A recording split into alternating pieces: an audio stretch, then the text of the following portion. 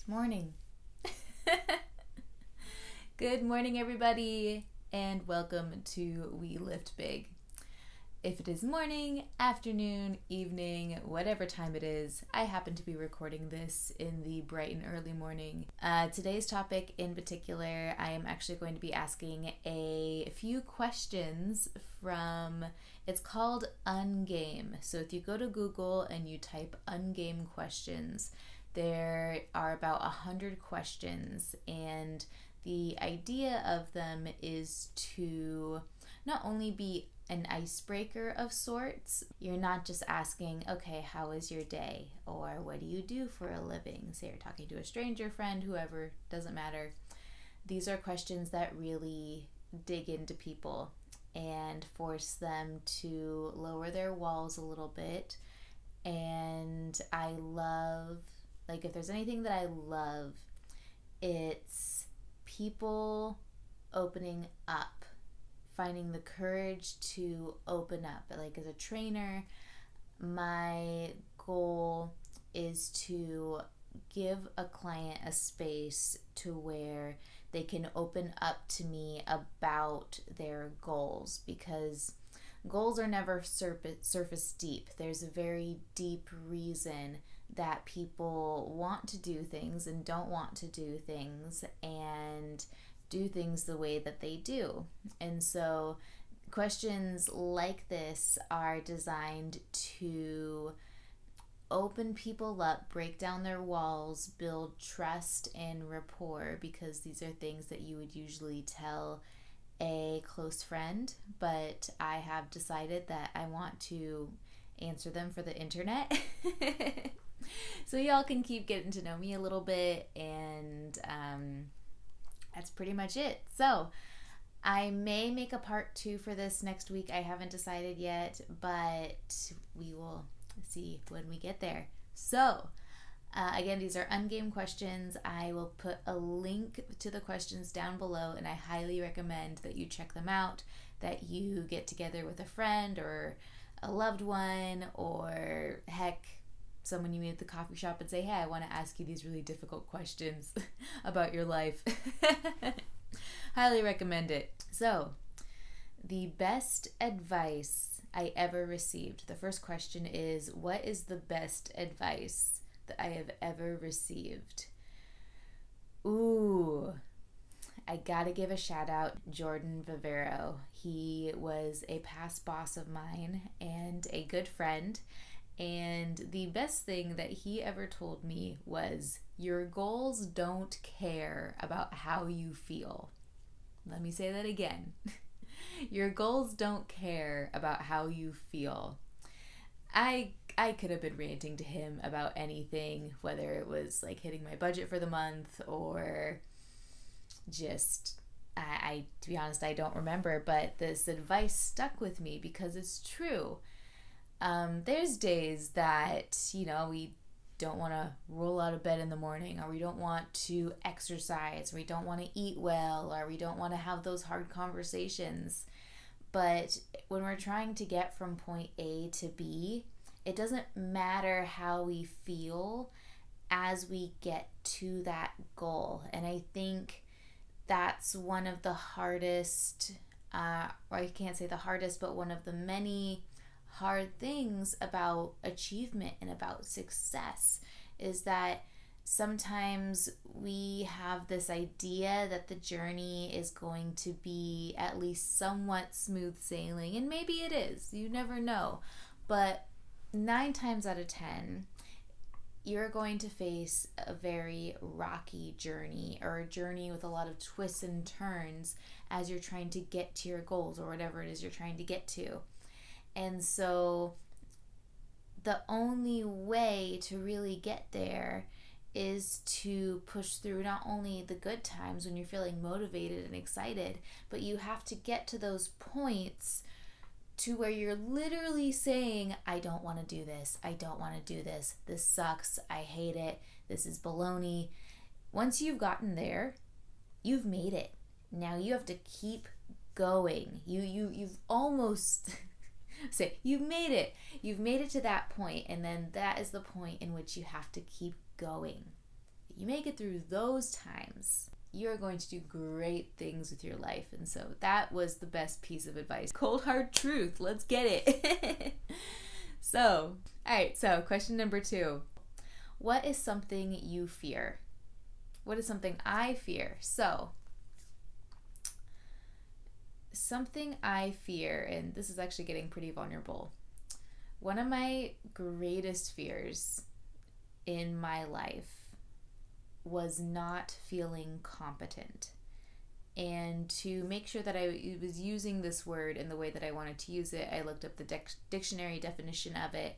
And competency is having the necessary ability, knowledge, or skill to do something, or to be acceptable at something. Like, this work is acceptable. I give it a C+. At least getting the C+, C-, one of my biggest fears was not being competent in everything that I did. And it wasn't even about being perfect, because I will never be perfect at math. I will never be perfect at darts or bowling, but there comes a certain point where I just wanted to be okay at something.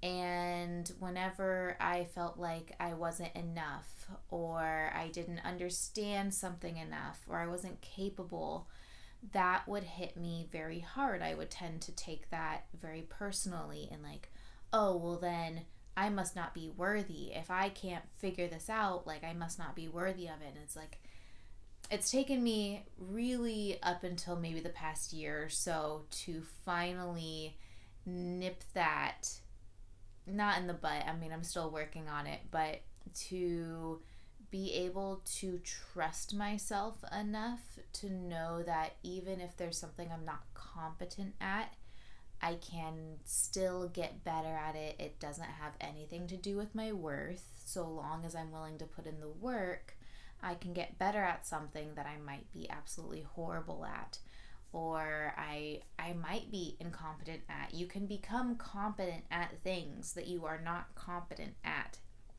And again, this has taken me, it's only taken me 26 years to figure this out, guys. I do think I'm getting to the point now to where I am a lot better at trusting myself. And it has been the biggest confidence boost ever. And so for anyone who wants to feel better about themselves, trust yourself. You can trust yourself. And if you get something wrong, you can fix it.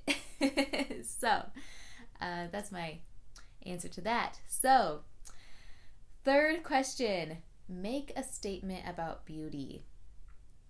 Ooh, this is a good one. Let's see here. As I scroll down my notes. To make a statement about beauty, the truest form of beauty to me is when someone is authentically themselves and doesn't care about how that authentic self is perceived by others. And so basically someone who doesn't give a darn about what other people think of them and chooses to express themselves. You wouldn't necessarily tell your boss about the boogers you picked last night, for lack of a better analogy. But when it comes to really being yourself, there's a certain level of being yourself that should always be acceptable, and we should never hold ourselves back just because we think that someone is not going to like us, or they're going to think we're weird, or they're going to think we're incompetent, based on the earlier question. And so that to me is beauty. Like, you can look and be and do, and when you are you know those people who are being themselves, who accept themselves and love themselves. They radiate beauty. there's that question. And last question that I'm going to answer for the day is, what do you think about when you can't fall asleep? Oh, damn. All right. Well, gosh, it depends. I guess a few things would definitely be thinking about work, or project, or to-dos. If I have a lot going on in my life or a lot that I need to get done, then that can keep me from sleep because I'm trying to figure out, okay, how am I going to do all this? And I'm sure anyone can relate to that. Thinking about complex topics or circumstances, and so if there's something that's going on in my life that is very stressful or something that just requires a lot of thought, say I have to have a hard conversation with someone, then that can definitely keep me up at night. And thinking about myself, the good, the bad, and the ugly, and the beautiful. Thinking about, and I think this kind of ties into like the topics and circumstances and work projects, because I will think about, okay, what do I need to do? What do I need to be in order to achieve these things in my life or to come across in this way? And I don't know that I would say if that's a good thing or a bad thing. It's just something that I do, and something that sometimes keeps me up at night, keeps me awake. And when I'm trying to manifest something, and so whether or not you believe in the law of attraction, I believe in the law of attraction. I believe that when we focus on things in life, they come into our lives. And so if there's something that I'm trying to bring about in my life, say a relationship or a job opportunity or just any opportunity, then I will create images in my head, or a vision board, be that kind of a tangible vision board or a mental vision board, of what that thing looks like in as many details as I can. And I found that I've been able to bring a lot of really incredible things into my life by doing that. And it'll just sometimes keep me up at night as well. So that is all the questions that I have answers for today. I do think I really want to make a part 2 about this. And really my intention for this is for you to get to know me a little bit better. And as we do these, I talk very openly on this podcast about myself and about my life, and I love sharing my stories, and I thought it would be fun to answer some of these questions. And so I hope you have a beautiful week, and again, I highly recommend that you look these up.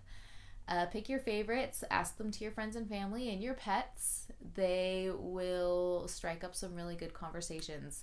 And so with that, I love you all so much, and I will talk to you next week. Peace.